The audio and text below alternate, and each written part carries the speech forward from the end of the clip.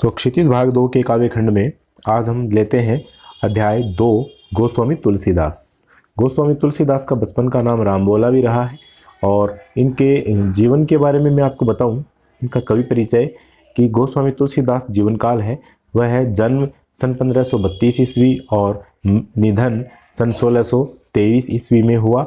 और जन्म स्थान के बारे में दो बातें हैं। एक तो बांदा जिले के राजापुर गांव में इनका जन्म माना जाता है और कुछ विद्वान हैं इनका जन्म स्थान सोरो जिला एटा भी मानते हैं, जैसा कि आप पाठ परिचय में देख रहे हैं। और तो खासकर इनका जन्म स्थान है वह राजापुर ज़्यादा मान्य है। तो 1532 से 1623 और निधन इनका काशी में माना जाता है। प्रमुख रचनाओं को लेकर देखते हैं। इनकी रचनाएं हैं विद्यार्थियों, मुख्य रचना इनकी रामचरितमानस महाकाव्य है और यह रचना इसकी भाषा है वह साहित्यिक अवधि है तथा विनय पत्रिका कवितावली ये ब्रज भाषा की रचनाएं हैं। और रामचरितमानस में मुख्य छंद चौपाई, दोहे, सोरठे, हरिगीतिका व अन्य छंद हैं, जबकि विनय पत्रिका की रचना गेय पदों में हुई है। गेय का मतलब होता है गाए जाने योग्य। ये विनय पत्रिका पदों में लिखी हुई है। और कवितावली है उसमें सवैया और कवित छंद का प्रयोग किया गया है। और अब हम देखते हैं इस पाठ का सारांश। यहाँ जो हम अध्याय पढ़ेंगे विद्यार्थियों, यह रामचरितमानस के बालकांड से लिया गया है। इसमें सीता स्वयंवर में राम द्वारा शिव धनुष भंग के बाद मुनि परशुराम जी को जब यह समाचार मिला तो वे क्रोधित होकर के वहां आते हैं और शिव धनुष को खंडित देख करके वे आपे से बाहर हो जाते हैं। आपे से बाहर होना अत्यधिक क्रोध करना। राम के विनय और विश्वामित्र के समझाने पर तथा राम की शक्ति की परीक्षा लेकर अंततः उनका गुस्सा शांत होता है। इस बीच राम, लक्ष्मण और परशुराम के बीच जो संवाद हुआ उस प्रसंग को यहाँ प्रस्तुत किया गया है। परशुराम के क्रोध भरे वाक्यों का उत्तर लक्ष्मण व्यंग्य वचनों से देते हैं और व्यंग्य वचनों से जहाँ उत्तर दिया जाता है तो वहाँ जाहिर है वह यह बात सिद्ध है कि क्रोध और ज़्यादा भड़कता है। वैसा ही इस अध्याय में हम पढ़ेंगे। बड़ा रोचक अध्याय है और इस प्रसंग की विशेषता है लक्ष्मण की वीर रस से पगी हुई व्यंग्योक्तियाँ और व्यंजना शैली की सरस अभिव्यक्ति। प्यारे विद्यार्थियों, आज हम गोस्वामी तुलसीदास की बहुत ही प्रसिद्ध रचना का एक हिस्सा पढ़ने जा रहे हैं। बड़ी आनंददायी रचना है। इस अंश में से कोई व्याख्या आती है तो आप संदर्भ इसका लिखेंगे कि प्रस्तुत पद्यांश हमारी पाठ्य पुस्तक क्षितिज भाग 2 के अध्याय राम लक्ष्मण परशुराम संवाद से लिया गया है, जो गोस्वामी तुलसीदास द्वारा रचित श्री रामचरितमानस के बालकांड से अवतरित है। अब इसमें प्रसंग ये लिखेंगे कि यहाँ कवि ने, जैसे पहला पद्यांश आ जाए इसमें से कोई व्याख्या आए तो आप लिखेंगे कि यहाँ कवि ने राम लक्ष्मण परशुराम के बीच जो वार्ता हुई उसका यहाँ वर्णन किया है। ठीक है, ये इसमें प्रसंग में लिखा जा सकता है। और अब देखिए व्याख्या में सरलार्थ में आप क्या लिखेंगे, मुख्य बात यही है। तो आप यहाँ लिखेंगे कि मैं पहले चौपाइयाँ पढ़ता हूँ। देखो चौपाई को लय से पढ़ने में बड़ा आनंद आता है। मैं थोड़ी लय में इनको पढ़ रहा हूँ, आप भी ऐसे पढ़ करके आनंद से इसका पूरा लुत्फ उठा सकते हैं और अर्थ सुन सकते हैं। देखिए, नाथ संबुधनु भंजनिहारा हो यही क्यों एक दास तुम्हारा, आय सुका है कही किन मोही, सुनि रिसाई बोले मुनि कोही। देखो विद्यार्थियों, ये साहित्यिक अवधि भाषा में लिखी गई रचना है और इसमें गोस्वामी तुलसीदास जी ने चौपाई और दोहे छंद का प्रयोग किया है। यहाँ आप लिख लीजिए श्री राम। इस नाथ शब्द से पहले आप लिखेंगे श्री राम, क्योंकि ये श्री राम का कथन है ताकि आपके याद रहे। तो जैसे शिव धनुष भंग होता है, राम लक्ष्मण खड़े हैं, चित्र में आप देख रहे हैं। परशुराम जी हैं, वे बड़े क्रोध में फरसा लेकर के खड़े हैं और जैसे ही इनको पता चला कि शिव धनुष टूट गया तो ये बड़े क्रोधित होकर के आते हैं और शिव धनुष तोड़ने वाले को अपना शत्रु मानकर उसका वध करने को उतारू हो जाते हैं। सारी सभा उनके आने से भयभीत है। तब वे आकर के देखते हैं कि किसने ये धनुष तोड़ा। तब श्री राम उनके आते ही बोलते हैं कि हे नाथ शंभु धनु भंजनिहारा हो यही क्यों एक दास तुम्हारा। कि हे नाथ, हे स्वामी, हे परशुराम जी, शंभु धनु भंजनिहारा। शंभु धनु का अर्थ होता है शंभु धनु, शिवजी का धनुष। यहाँ से तीसरा दिया हुआ है लेकिन शुद्ध करेंगे तो पहला शय आ जाएगा तालव्य। शंभु धनु शिवजी का धनुष, संबंध तत्पुरुष समास है विद्यार्थियों इसमें। तो शिवजी का धनुष भंजनिहारा यानी तोड़ने वाला। राम बोले बड़ी नम्रता से कि हे प्रभु, हे स्वामी, शिवजी का धनुष तोड़ने वाला हो यही क्यों एक दास तुम्हारा, आपका ही कोई एक दास होगा। आयसु का है कहिए किन मोही। आयसु यानी आज्ञा, का है यानी क्या है, कहिए किन मोही, राम बोले कि हे स्वामी, क्या आज्ञा है, आप मुझसे क्यों नहीं कहते। तब राम की ये बात सुनकर के परशुराम जी बोले, सुनि रिसाई बोले मुनि कोही, कोही यानी क्रोधी, मुनि यानी परशुराम जी, कि क्रोधी मुनि परशुराम जी राम की ये बात सुनकर के क्रोध से बोले। अब ये जो पंक्ति है सेवक हूँ, इसके पहले आप लिखें परशुराम, जैसा कि आप स्क्रीन पर देख रहे हैं, क्योंकि ये परशुराम जी का कथन है, तो इससे आपको आसानी रहेगी अर्थ करने में और समझने में। परीक्षा में भी आए तो आपको पता चलेगा कि ये कथन इसका है। तो बात वक्ता से जुड़ने पर क्या हो जाती है, आसान हो जाती है। तो बड़े आनंद से इसका आनंद लें कि सेवक सो जो करे सेवकाई, अरि करनी करी करी लड़ाई। परशुराम जी बोले कि हे राम, सेवक सो जो करे सेवकाई, कि सेवक तो वह है जो सेवा कार्य करे। अरि करनी, अरि यानी शत्रु, करनी यानी कर्म, कि शत्रु का सा कर्म करके तो करी करिए लड़ाई, कि शत्रु का सा जो कार्य करता है ऐसा करने के साथ साथ तो एक तरह से लड़ाई ही होती है। तो दुश्मन के समान कार्य इसने किया है। जिसने भी ये शिव धनुष तोड़ा है वह मेरा शत्रु है, तो वह मेरा सेवक नहीं हो सकता। सुनहु राम जे ही शिव धनु तोड़ा। परशुराम जी क्रोध में बोले कि हे राम सुनो, जे ही जिसने शिव धनु तोड़ा, शिव जी का धनुष, इसमें भी संबंध तत्पुरुष समास, कि जिसने भी शिव जी का धनुष तोड़ा है, सहस बाहु समसो रिपु मोरा। सहस बाहु का शुद्ध करेंगे, शुद्ध रूप करेंगे विद्यार्थियों, तो इसका शुद्ध होगा सहस्र बाहु। और सहस्र शब्द का अर्थ होता है हजार, बाहु यानी भुजाएं, हजार भुजाओं वाले उस राजा के समान जो कि परशुराम जी का शत्रु था और परशुराम जी ने जिसको मार गिराया था, जिसकी भुजाएं काट डाली थी अपने फरसे से, तो उसके समान शत्रु मानते हैं शिव धनुष तोड़ने वाले को भी। तो वे बोले कि हे राम, जिस किसी ने भी ये शिव धनुष तोड़ा है वह सहस्र बाहु के समान, सो रिपु मोरा, वह मेरा रिपु है, रिपु यानी शत्रु है। सो बिलगाऊ बिहाई समाजा, न तुम्हारे जे हई सब राजा। परशुराम जी क्रोध से बोले कि सो बिलगाऊ, कि वह है जिसने शिव धनुष तोड़ा है वह मेरा भयंकर शत्रु है। वह है बिलगाऊ बिहाई समाजा, वह बिलगाऊ यानी अलग होकर, बिहाई यानी छोड़ दे, समाजा यानी सभा को, कि इस सभा को छोड़ कर के वह अलग होकर के खड़ा हो जाए। न ते मारे जे हई सब राजा, न ते यानी नहीं तो, मारे जे हई मारे जाएंगे सब राजा, यहाँ बैठे हुए सब राजा लोग। इस सभा में जितने भी राजा लोग बैठे हैं नहीं तो वे सारे मारे जाएंगे, अन्यथा वह व्यक्ति जिसने शिव धनुष तोड़ा है वह एक तरफ अलग होकर खड़ा हो जाए। सुनि मुनि वचन लखन मुस्काने, बोले परसु धरई अवमाने। इतने में लक्ष्मण जी सुनि मुनि वचन, मुनि के वचन सुनकर के लखन यानी लक्ष्मण मुस्कुराने लगे। लक्ष्मण जी उनके वचन सुनकर के मुस्कुराने लगे और बोले परसु धरई अवमाने। और परसु धरई यानी परसु को धारण करने वाले, अर्थात फरसे को धारण करने वाले परशुराम जी की अवमानना करते हुए, उनकी उपेक्षा करते हुए, एक तरह से अपमान सा करते हुए वे बोले। अब इस वाक्य के आगे आप क्या लगा लेंगे, इस चौपाई के आगे आप क्या लिख लेंगे, लक्ष्मण, क्योंकि अब मैं जो बोलूँगा वह लक्ष्मण का कथन होगा। तो लक्ष्मण जी बोले कि बहु धनु ही तोरी लरिकाई, कबहु न असीरिस कीनी गोसाई। कि हे गोसाई, हे गोस्वामी जी, हे मुनिराज, बहु धनु ही तोरी लरिकाई, कि हमने तो लरिकाई का मतलब लड़कपन में, बचपन में बहुत सी धनुइयाँ तोड़ी हैं, बहुत से छोटे मोटे धनुष तोड़े। कबहु न असीरिस, है ना, कभी भी न असीरिस, असी यानी ऐसा, रिस यानी क्रोध, कीन यानी किया, कि हे गोसाई तब तो आपने कभी ऐसा क्रोध प्रकट नहीं किया। यही धनु पर ममता के हेतु, सुनि रिसाई कह भृगुकुल केतु। हे भृगुकुल केतु, हे भृगुकुल के केतु, केतु का अर्थ होता है विद्यार्थियों ध्वजा या पताका, कि हे भृगुकुल की पताका, अर्थात भृगुकुल की शोभा बढ़ाने वाले परशुराम जी, आप इस धनुष पर ही आपकी ममता किस कारण है। यही धनु मतलब इस धनु पर, इस धनुष पर आपकी ममता, आपका स्नेह, आपका प्रेम के हेतु किस कारण से है ना। तो सुनि रिसाई, तब लक्ष्मण की यह बात सुनकर के भृगुकुल केतु परशुराम जी रिसाई, है ना, क्रोध में आकर के यानी कहने लगे।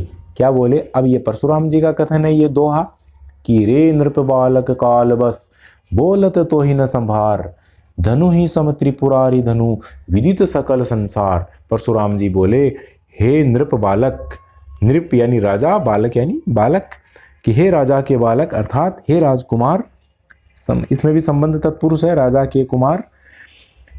हे राजकुमार किसको कह रहे हैं? लक्ष्मण को कह रहे हैं। काल बस कि तुम इस समय काल के वशीभूत हो, अर्थात तुम्हारे सिर पर मृत्यु मंडरा रही है, कि तुम लगता है इस समय काल के वशीभूत हो गए हो, तुम मृत्यु के शिकार होने वाले हो। इसी कारण बोलत तो ही न संभार, इसी कारण तुम अपनी वाणी को संभाल करके नहीं बोल रहे हो। धनु ही सम त्रिपुरारी धनु विदित सकल संसार। परशुराम जी बोले कि क्या सामान्य धनुषों के समान ये त्रिपुरारी का धनु है? क्या त्रिपुरारी, त्रिपुर जोड़ अरी, ध्यान देना विद्यार्थियों, त्रिपुर जोड़ अरी बराबर त्रिपुरारी, दीर्घ स्वर संधि है और इसमें बहुव्रीहि समास है।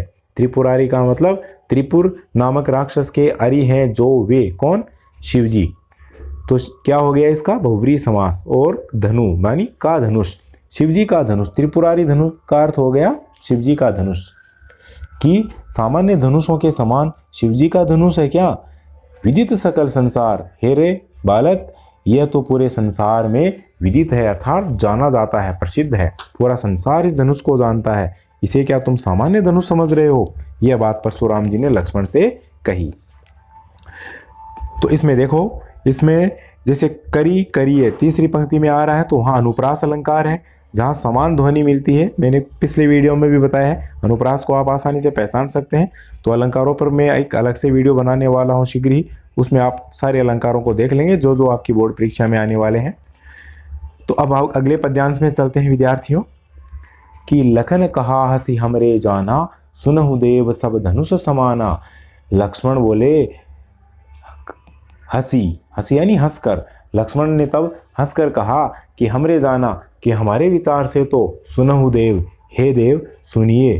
देव किसको कह रहे हैं? परशुराम जी को, कि हे देव सुनिए, हमारे विचार से तो सब धनुष समाना, इस संसार में सारे ही धनुष क्या है? एक समान है, हम तो किसी धनुष में अंतर नहीं मानते। का छति लाभ जून धनु तोरे, देखा राम नयन के भोरे।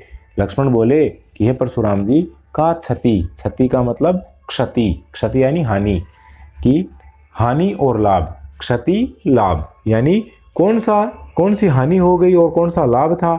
जून धनु तोरे, जून यानी इस पुराने धनुष को जब तोड़ दिया गया तो इसके टूटने में कौन सा लाभ और कौन सी हानि, अर्थात इसका रहने का क्या लाभ था और इसके टूटने पर कौन सी हानि हो गई। देखा राम नयन के भोरे, राम ने तो इसको नयन के भोरे अर्थात अपने नेत्रों से नए के भरोसे में देखा था, कि सोचा कि ये कोई नया धनुष है, इस धोखे से ही क्या हुआ? ये टूट गया। छुअत टूट रघुपति ही न दोषु। लक्ष्मण बोले कि ये तो छूते ही टूट गया, इसमें रघुपति ही, रघुपति कौन? श्री राम, इसमें तो श्री राम का कोई दोष है नहीं। मुनि बिनु काज करिए कत रोसु, हे मुनि, हे परशुराम जी, बिनु काज बिना ही कारण के, करिए कत रोसु, कत यानी क्यों, रोसु यानी क्रोध, रोसु रीस, ये सब क्या है? क्रोध के अर्थ है। कि मुनि बिनु काज करिए कत रोसु, कि हे मुनि बिना ही कारण आप क्यों क्रोध प्रकट करते हैं, क्यों क्रोधित होते हैं? तब परशुराम जी बोले, अब यहाँ से परशुराम जी का कथन है, बोले चिते परसु की ओरा, रे सठ सुने ही स्वभाव न मोरा। परशुराम जी बोले विद्यार्थियों, चिते मानी देखकर, परसु की ओरा अपने हाथ में जो फरसा था उसकी ओर देख करके बोल रहे हैं, यानी डरा रहे हैं बार बार उसे दिखा करके, उसकी ओर देख करके बोले रे सठ, हे मूर्ख। सठ यानी मूर्ख, किसको कह रहे हैं? लक्ष्मण जी को, कि हे मूर्ख सुने ही स्वभाव न मोरा, स्वभाव यानी स्वभाव, कि रे मूर्ख बालक तुमने मेरे स्वभाव के बारे में नहीं सुना है। बालक बोली बधो नहीं तो ही, बालक बोली यानी बालक जान करके, बधो यानी वध करना, नहीं यानी नहीं, तो यानी तुम्हारा, कि एक सामान्य बालक जान करके मैंने तेरा अब तक वध नहीं किया है। केवल मुनि जड़ जान ही मोही, अरे बालक तूने क्या मुझे एक जड़ मुनि, एक सामान्य ऋषि समझ रखा है? मैं सामान्य ऋषि नहीं हूँ, मैं जड़ मुनि नहीं हूँ जो शांत धैर्य धारण करके बैठा रहे और सब कुछ सहन करता रहे। मैं परशुराम हूँ, मैं अत्यंत क्रोधी हूँ। मैं कैसा हूँ देखो, अपनी विशेषताएं आप बता रहे हैं परशुराम जी, कि बाल ब्रह्मचारी, अनुप्रास अलंकार है, बालक बोली में भी अनुप्रास है, बालक बोली बधो 3 बार बै आ गया। देखो जब तक 2 बार समान वर्ण वाले 2 शब्द आते हैं एक पंक्ति में, तो वहाँ 6 का अनुप्रास होता है। जब 2 से अधिक बार आते हैं, आवृत्ति अधिक बार होती है, जैसे बालक बोली बधों 3 बार आ गया यानी 2 से अधिक बार आ गया, तो यहाँ विद्यार्थियों वृत्तीय अनुप्रास है। ये अनुप्रास के ही भेद हैं। बाल ब्रह्मचारी में क्या है? 6 का अनुप्रास है। बोले बाल ब्रह्मचारी यति को ही, परशुराम जी बोल रहे हैं कि मैं बाल ब्रह्मचारी हूँ, मैंने बचपन से ही, बाल यानी बचपन से ही ब्रह्मचारी ब्रह्मचर्य व्रत का पालन किया है। और मैं कैसा हूँ? अति को ही, मैं अत्यंत क्रोधी हूँ, क्रोधी स्वभाव वाला हूँ। विश्व विदित क्षत्रिय कुलद्रोही, ये बात विश्व में विदित है, ये पूरा संसार जानता है कि मैं क्षत्रियों के कुल का शुरू से ही द्रोही रहा हूँ, शत्रु रहा हूँ। भुजबल भूमि भूप बिनु कीनी, मैंने अपनी भुजाओं के बल से इस पूरी भूमि को भूप बिनु कीनी, अनेक बार मैंने इसको राजाओं से बिनु कर दिया है, अर्थात राजाओं से रहित इस धरती को कर दिया है।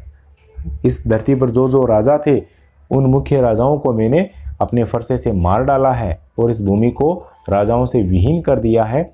और विपुल बार महिदेवन दीनी, राजाओं से विहीन करके विपुल बार अनेक बार महिदेवन दीनी, महिदेव यानी महिदेव का अर्थ होता है विद्यार्थियों ब्राह्मण, धरती के देव ब्राह्मणों को कहते हैं। और अनेक बार मैंने इस धरती को क्षत्रियों से विहीन करके, राजाओं से विहीन करके ब्राह्मणों को दान में दे दिया है। मैं ऐसा परशुराम हूँ। और क्या हूँ मैं? सहस बाहु भुज छेदनिहारा, परशु बिलोकु महीप कुमारा। हे महीप कुमार, हे राजकुमार, हे राजकुमार किसको कह रहे हैं? लक्ष्मण को, कि हे राजकुमार सहस बाहु भुज छेदनिहारा, परशु बिलोकु, बिलोकु यानी देखो, परशु यानी फरसा, कि हे राजकुमार देखो मेरे पास ये जो फरसा है, यह सहस बाहु भुज छेदनिहारा, यह सहस्त्र बाहु राजा की भुजाओं को छेदनिहारा, काटने वाला वही फरसा है। तो तुम इसको देखो, ये बड़ा खतरनाक है। तो अपने फरसे की भयंकरता से वे लक्ष्मण को सामान्य बालक समझ करके डराने का प्रयास कर रहे हैं। और क्या बोल रहे हैं कि मातु पिता ही जनी सोच बस, करसी महिष किशोर, गर्भन के अर्भक दलन, परसु मोर अति घोर। कि मातु पिता ही जनी सोच बस, दोहा है ये, तुलसीदास जी ने लिखा है। और वाणी किसकी है? ये वाणी परशुराम जी की है। परशुराम जी क्रोध में आकर के बोले कि अब महिष किशोर, महिष यानी राजा, किशोर यानी बालक, कि हे राजा के बालक तुम अपने माता पिता को जनी, जनी यानी मत, अपने माता पिता को जनी सोच बस करसी, अपने माता पिता को चिंतित मत करो, सोच के वश में मत करो, क्योंकि तुम यदि मुझसे शत्रुता मोल लोगे तो मैं तुम्हें इस फरसे से मार डालूंगा। तो अपने माता पिता को चिंताग्रस्त मत करो, दुख में मत डालो। गर्भन के अर्भक दलन, परसु मोर अति घोर, अपने फरसे की भयंकरता बता रहे हैं कि मेरा फरसा इतना भयंकर है कि इसके प्रभाव से गर्भन के अर्भक दलन, कि अच्छी अच्छी स्त्रियों के गर्भ के अर्भक यानी भ्रूण जो होते हैं, बच्चे हैं, वे दलन यानी गिर जाते हैं। कि मेरे फरसे की भयंकरता से मेरा फरसा इतना घोर है, इतना भयंकर है कि इसके प्रभाव मात्र से स्त्रियों के गर्भ के भ्रूण है वो गिर जाते हैं। तो ये अपने फरसे की उन्होंने विशेषता बताई है। तब क्या होता है? बिहसी लखन बोले मृदुबानी, अहो मुनीस महाभटमानी। तब लक्ष्मण उनकी वीरता को सुन सुन करके मन में भयभीत नहीं होते हैं, बल्कि उनकी और ज़्यादा उपेक्षा करते जाते हैं, अवमानना करते जाते हैं और उन्हें चिढ़ाते हैं, उन्हें क्रोधित करते हैं, उनकी क्रोधाग्नि को और ज़्यादा भड़का रहे हैं। और बिहसी यानी हंस करके, उनकी वाणी को सुन करके लक्ष्मण डरते नहीं बल्कि हंस करके लखन बोले मृदुवाणी, हंसते हुए लक्ष्मण मधुर वाणी में बोले कि अहो मुनीस महाभटमानी, कि अहो आप तो मुनीस हैं, आप तो मुनीश्वर हैं, महाभट महान योद्धा हैं, और मानी, मानी का मतलब आप बड़े अभिमानी हैं, अपनी वीरता का अभिमान करने वाले हैं। पुनि पुनि मोहि देखाव कुठारू, पुनि पुनि में पुनरुक्ति प्रकाश अलंकार है विद्यार्थियों। जहाँ 2 समान शब्दों की आवृत्ति होती है और अर्थ में कोई भिन्नता नहीं होती है तो वहाँ पुनरुक्ति प्रकाश अलंकार होता है। तो इस पंक्ति में यही है पुनि पुनि में, कि पुनि पुनि मोहि देखाव कुठारू। लक्ष्मण बोले कि बार बार, पुनि पुनि यानी बार बार, कि हे मुनि आप हमें बार बार ये कुठार, ये अर्थात ये फरसा दिखा रहे हैं। चहत उड़ावन फूंक पहाड़ू, और आप फूंक से पहाड़ उड़ाना चाहते हैं, अर्थात आप बड़ी आसानी से हमें डराना चाहते हैं। तो ऐसा यहाँ संभव नहीं है। यहाँ कुम्मड़ बतियाँ को नाही। हे परशुराम जी, यहाँ कुम्मड़ बतियाँ कोई भी नहीं है, अर्थात कोई निर्बल मनुष्य नहीं है आपके सामने। जे तर्जनी देखी डर जाही, जो आपकी तर्जनी देख करके ही, एक उंगली देख करके ही मर जाए, ऐसा यहाँ पर कोई नहीं है। अर्थात कुम्मड़ की बतियाँ का अर्थ होता है एक काशीफल नाम का, जो कि आप शब्दार्थ में देख सकते हैं, जबकि इसका शाब्दिक अर्थ है वो किस ओर जाएगा, कुम्मड़ बतियाँ होना मतलब निर्बल मनुष्य होना। तो यहाँ पर कोई निर्बल मनुष्य नहीं है, कोई कमज़ोर हृदय वाला भयभीत व्यक्ति नहीं है जो आपकी तर्जनी देख करके मर जाए। देखी कुठार सरासन बाना, मैं कछु कहा सहित अभिमाना। लक्ष्मण बोले कि मैंने तो आपके हाथों में क्या देखा, कुठारू देखा, अर्थात ये फरसा देखा, और सरासन, ध्यान देना विद्यार्थियों, इसमें सरासन में पहला से तीसरा लिखा है, लेकिन हम शुद्ध करेंगे इसको तो हिंदी भाषा में हो जाएगा सरासन, है ना। स पहला आ जाएगा पहले और फिर आगे वही रहेगा जो इसमें है तीसरा दंते सही। तो सर जोड़ आसन, इसका विच्छेद करेंगे। सर जोड़ आसन यानी बाण का आसन है जो वह है, बहुब्रीहि समास है और दीर्घ स्वर संधि है।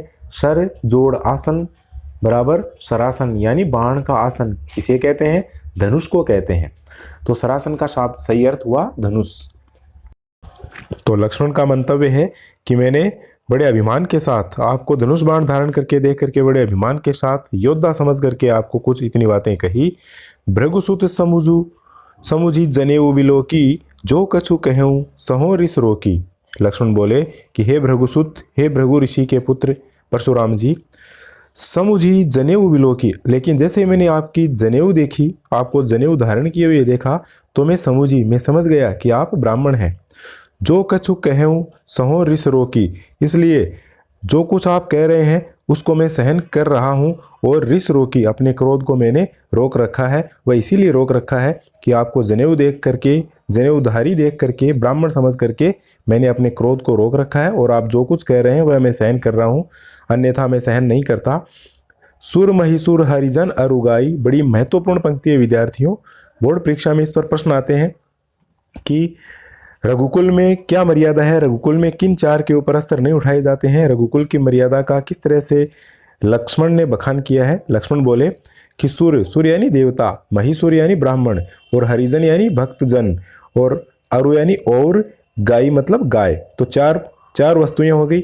एक तो सुर यानी देवता, ब्राह्मण, हरिजन यानी भक्तजन और गाय। इन चारों के ऊपर हमरे कुल इन पर न सुराई, सुराई का मतलब होता है सूरवीरता, सूरता, कि हमारे रघुकुल में इन चारों के ऊपर कभी भी वीरता नहीं दिखाई जाती है, अर्थात हम इनके ऊपर अस्त्र शस्त्र का प्रहार नहीं कर सकते। यह हमारे कुल की परंपरा है, मर्यादा है। बधे पापु अपकीरति हारे, लक्ष्मण बता रहे हैं कारण कि यदि हम इनका वध कर देते हैं, इन चारों का यदि हमारे हाथ से वध होता है तो हम पाप के भागीदार बनते हैं, हमें पाप लगता है। और हारें, यदि हम इन चारों से हार जाएं तो अपकीर्ति, तो हमें अपयश मिलता है, कुल की जो मर्यादा है उसका उल्लंघन होता है। इसलिए हम इनके ऊपर कभी भी वीरता नहीं दिखाते हैं। मारत हूँ पाप परिय तुम्हारे, इसलिए हे परशुराम जी, मारत हूँ, अब आप भले मुझे मारेंगे भी तो भी पापरिय मतलब चरणों में गिरूंगा, चरण पकड़ूंगा तुम्हारे आपके, तो भी मैं आपके चरण ही पकड़ूंगा, क्योंकि आप ब्राह्मण हैं। मैं आपका अस्त्रों से प्रत्युत्तर नहीं दूंगा। कोटि कुली से समवचन तुम्हारा, और इतनी बात कही, यहाँ नम्रता थी। अब फिर उतार चढ़ाव आते हुए क्या किया है लक्ष्मण जी ने, फिर से उनको एक चुभती हुई बात कही है, उनके ऊपर व्यंग्य किया है, कटाक्ष करते हुए बोले कि कोटि कुली से सम वचन तुम्हारा, उपमा अलंकार है, सम आ गया। तो हे परशुराम जी, कोटि कुलिश, करोड़ों वज्रों के समान, कुलिश में यहाँ से तीसरा लिखा है लेकिन वैसे से पहला आता है, ये दंते से लिखा है लेकिन तालव्य से आता है, शुद्ध करेंगे तो विद्यार्थियों इसका अर्थ हो जाता है वज्र, कि करोड़ों वज्रों के समान आपके वचन हैं, इतने कठिन आप वचन बोलते हैं, कठोर आपकी वाणी है। तो व्यर्थ धरऊ धनु बाण कुठारा, हे परशुराम जी, आप तो व्यर्थ में धनुष बाण और ये कुठार यानी फरसा धारण करते हैं, इनकी आपको आवश्यकता ही नहीं है, क्योंकि आपकी वाणी इतनी कठोर है जिससे अगले के हृदय को भयंकर चोट पहुंच जाती है। आगे लक्ष्मण जी बोले कि जो बिलो की अनुचित कहूँ क्षमहु महामुनि धीर, सुनि सरोष भृगुवंश मणि बोले गिरा गंभीर। इतने में लक्ष्मण जी बोले कि जो बिलो की, यदि यह सब देख करके भी अनुचित कहूँ, आपको अनुचित लगता है कि मेरा कहना यदि आपको कहीं अनुचित लगता है और मैं आपको देख करके यदि कुछ अनुचित कह रहा हूँ, तो हे महामुनि परशुराम जी, धीर, आप तो धैर्यवान हैं, धैर्य धारण करने वाले हैं, क्षमा हूँ, आप मुझे क्षमा कर दीजिए। मतलब यहाँ परशुराम जी को क्या कर रहे हैं, और ज़्यादा भड़का रहे हैं लक्ष्मण जी, क्योंकि डरने वाले वे भी नहीं हैं। तो अब यहाँ प्रतिक्रिया होती है परशुराम जी की कि सुनी सरोष भृगुवंश मणि, कि भृगुवंश मणि बोले गिरा गंभीर, गंभीर वाणी में सुनी लक्ष्मण की ये बातें सुनकर, रोष क्रोध सहित, कि क्रोध सहित, तो यानी परशुराम जी का क्रोध बढ़ा और वे क्रोध सहित गंभीर वाणी में उस सभा में बोले।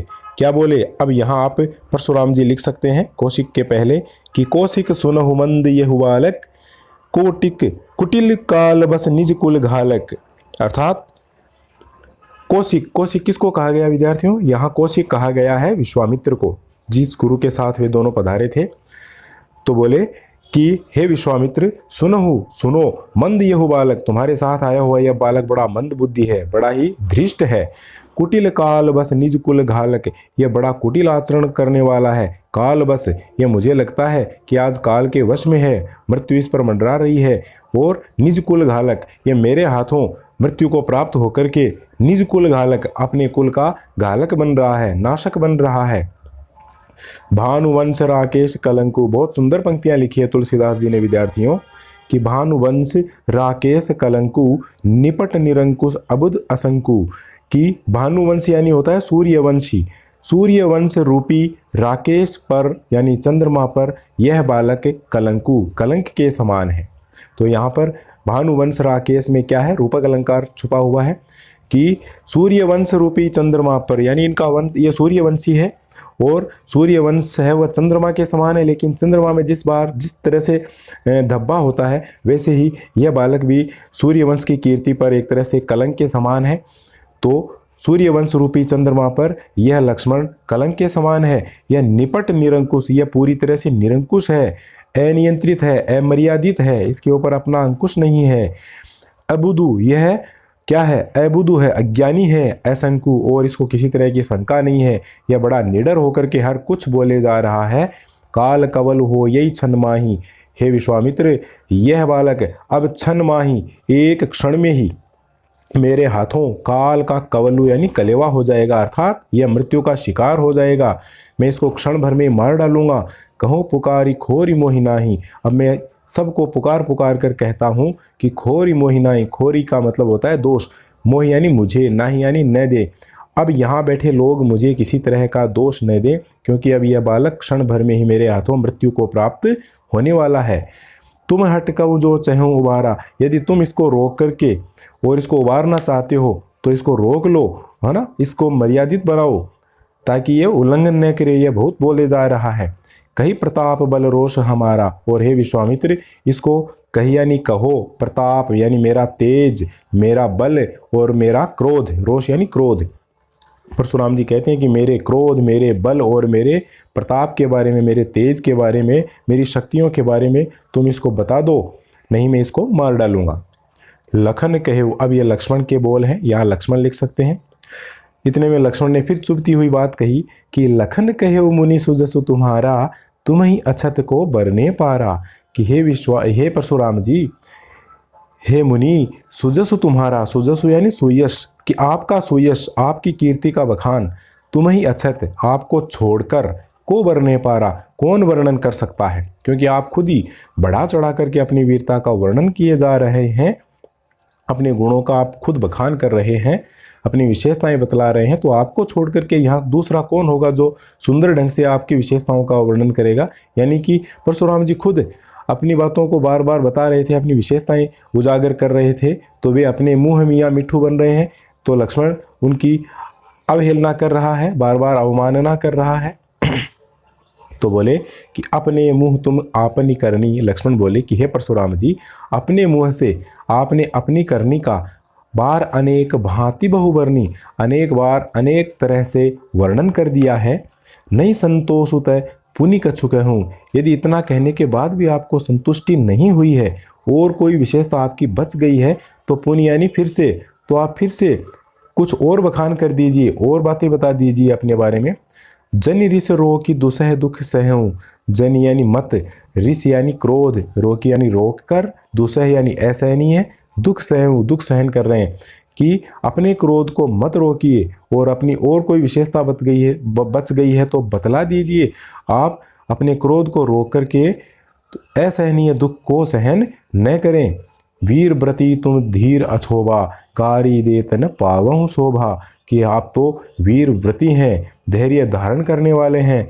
गारी देत न पावहु शोभा, आपको इस तरह से मुझे गाली देते हुए, तरह तरह के अनावश्यक शब्द कहते हुए, अमर्यादित शब्द कहते हुए आपको शोभा नहीं देता है। आप तो वीर हैं, तो वीर हैं तो आप वीरता का परिचय दें।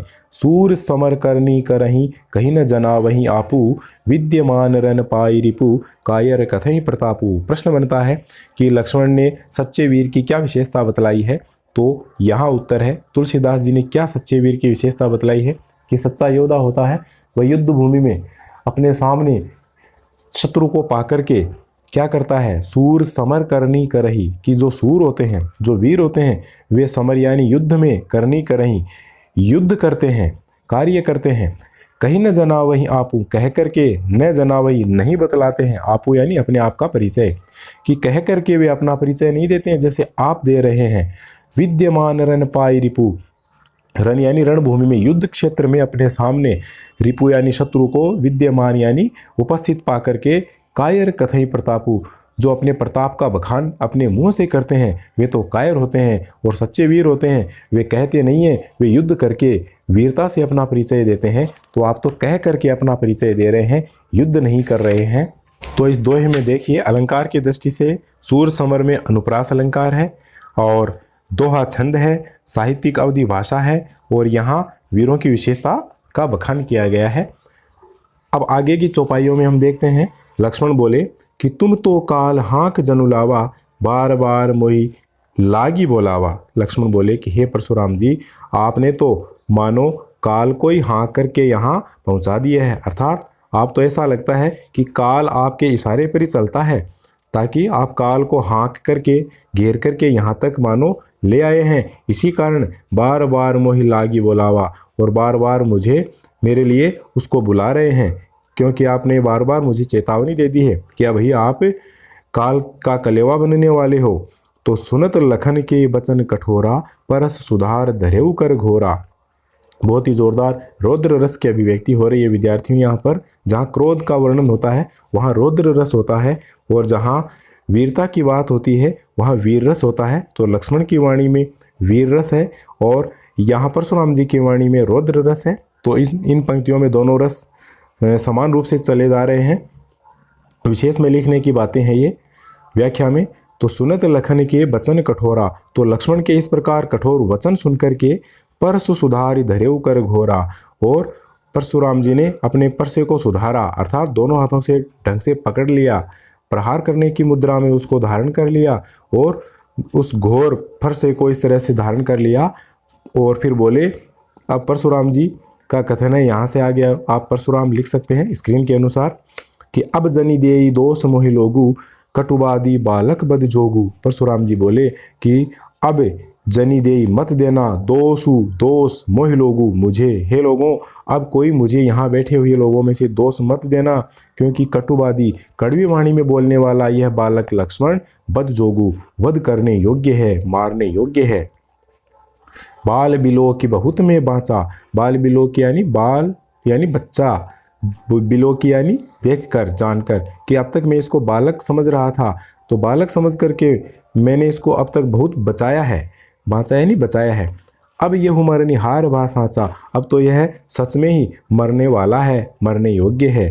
कौशिक कहा क्षमी अपराधु, अब यहाँ विश्वामित्र का कथन है। विश्वामित्र जी उठे और उन्होंने परशुराम जी को शांत करते हुए कहा, कौशिक कहा, विश्वामित्र जी ने कहा कि क्षमी अपराधु, कि हे परशुराम जी इसका अपराध क्षमा कीजिए। बाल दोष गुण गणहीन साधु, क्योंकि जो सच्चे साधु होते हैं, संत लोग होते हैं, सज्जन पुरुष होते हैं, वे बाल दोष, बच्चों के दोष और गुण को गणहीन की गणना नहीं करते हैं। अर्थात जो सच्चे पुरुष होते हैं, साधु संत लोग होते हैं, सज्जन लोग होते हैं, वे बच्चों के गुण दोषों की परवाह नहीं करते हैं, उनकी गणना नहीं करते हैं। तो आप भी इसको ध्यान में न लाइए और इसको क्षमा कर दीजिए। खर कुठार में अकरुण कोही, तो फिर बोले, कौन बोले? परशुराम जी, कि खर कुठार, कि मेरा कुठार है वह बड़ा खर है, बड़ा ही तीखा है, और मैं खुद अकरुण, अकरुण यानी करुणा न करने वाला, निर्दयी हूँ, और कोही यानी क्रोधी हूँ, और आगे अपराधी गुरुद्रोही, और मेरे आगे अपराधी खड़ा है, और वह भी कैसा अपराधी खड़ा है? गुरुद्रोही, मेरे गुरु का शत्रु। परशुराम जी के गुरु थे शिवजी, और शिवजी का धनुष तोड़ने वाला उनका क्या होता हुआ? शत्रु हुआ। गुरुद्रोही को मैं अभी क्षमा नहीं कर सकता, ऐसा परशुराम जी बोले। उतर देत छोड़ो बिनु मारे, और यह अपराधी बालक मेरे सामने खड़ा है। उन्होंने सोचा कि लक्ष्मण ने धनुष तोड़ा है तो उसे पूरी तरह से गुरुद्रोही अपराधी मान करके और अपने आप को अकरुण बताते हुए, क्रोधी बताते हुए, अपने कुठार को तीखा बताते हुए वे बोले कि यह बालक उत्तर देत, मुझे बार बार उत्तर दे रहा है, जवाब दे रहा है। छोड़ो बिनु मारे, ऐसे अपराधी को मैं यदि बिना मारे छोड़ूं तो केवल कौशिक सील तुम्हारे। अब तक मैंने छोड़ा है तो हे कौशिक सील तुम्हारे। सील का मतलब सदाचरण। इसमें पहला शय हो जाएगा, तालव्य शय हो जाएगा कि तुम्हारे शील यानी तुम्हारे सदाचरण के कारण ही हे कौशिक मैंने अब तक इसको बिना मारे छोड़ा है, वरना इस गुरुद्रोही को मैं अब तक कब का ही मार डाला होता। न तो यही काटी कुठार कठोरे, गुरहि उरिन होते हूँ श्रम थोरे। न तो यानी नहीं तो। परशुराम जी ने कहा कि अन्यथा यही काटी, यहीं पर मैं इसको कुठार कठोरे, मेरे इस कठोर कुठार से, भयंकर इस फरसे से मैं इस बालक की गर्दन अभी काट डालता, और गुरहि उरिन होते हूँ श्रम थोरे, थोड़े से श्रम से यानी थोड़े से परिश्रम से ही मैं इसको मार डालता और अपने गुरु के ऋण से उऋण हो जाता। उऋण होना, ऋण चुका देना।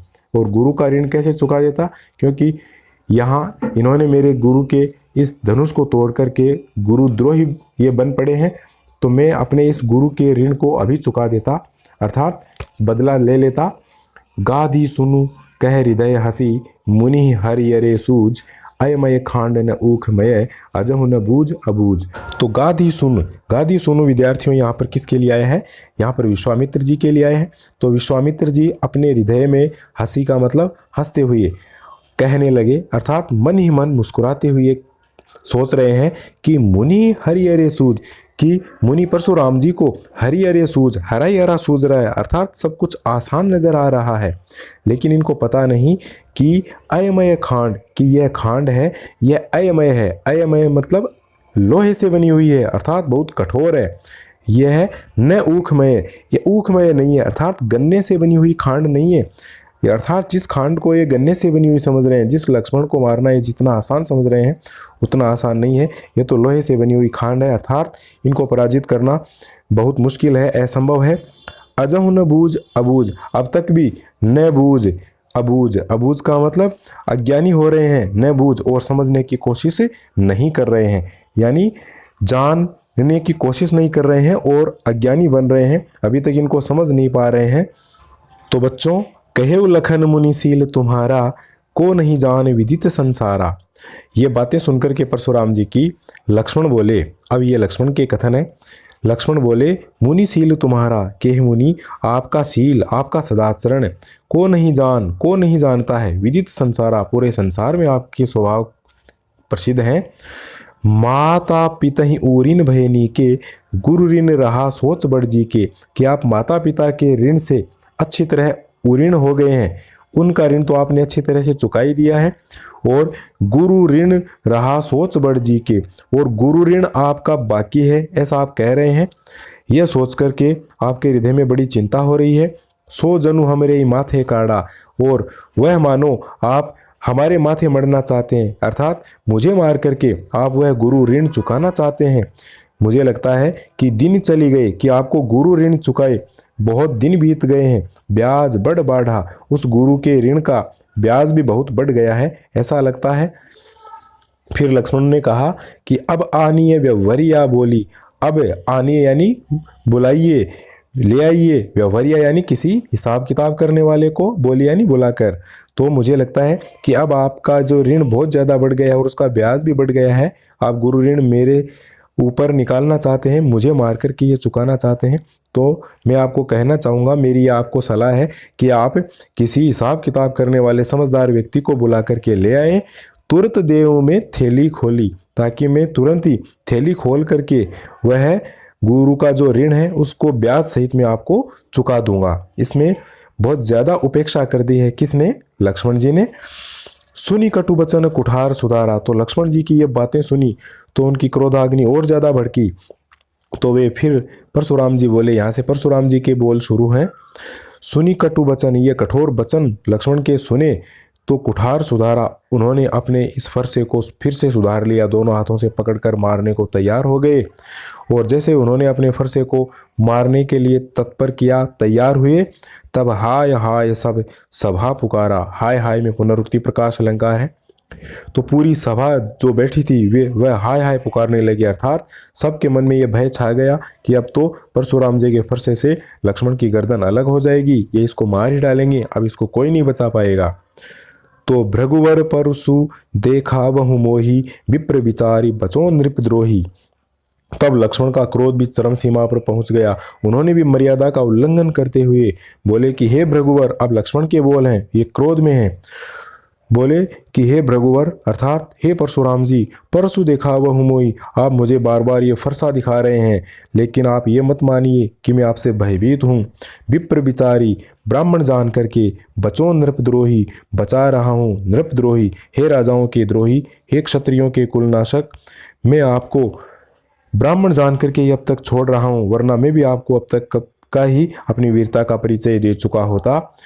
मिले न कबहू सुभट रन गाड़े, मुझे ऐसा लगता है कि आपको मिले नहीं है। कबहू यानी कभी, सुभट यानी सुदृढ़ योद्धा, रन यानी रणभूमि में, है ना, गाड़े यानी गहरे, कि हमें लगता है कि आपको किसी सुदृढ़ योद्धा से सामना नहीं हुआ है, किसी वीर पुरुष से अब तक आपका सामना नहीं हुआ है, तभी आप ऐसी बातें कर रहे हैं। अब यदि मैं आपके सामने युद्ध करूं तो मैं आपको बता दूं कि वास्तव में वीरता क्या होती है और आप किस तरह से मुझे बालक समझ करके हर कुछ बके जा रहे हैं।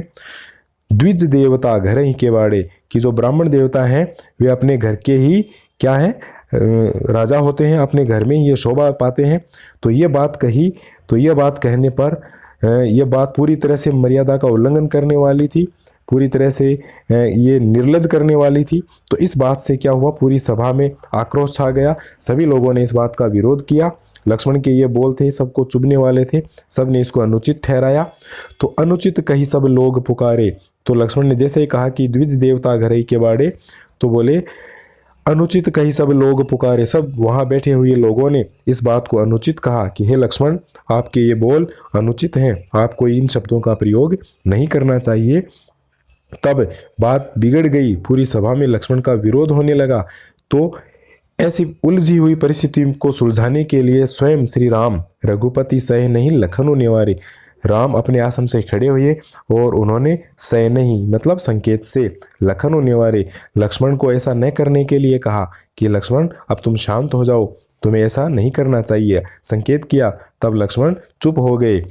तो तुलसीदास जी लिखते हैं विद्यार्थियों कि लखन उतर आहुति सरि से, भृगुवर कोप कृसानु, बढ़त देखी जल सम वचन, बोले रघुकुल भानु। अर्थात लक्ष्मण के उत्तर आहुति के समान। कौन सी, किस में आहुति के समान? आपको पता है आहुति कहाँ दी जाती है? आहुति हवन में दी जाती है।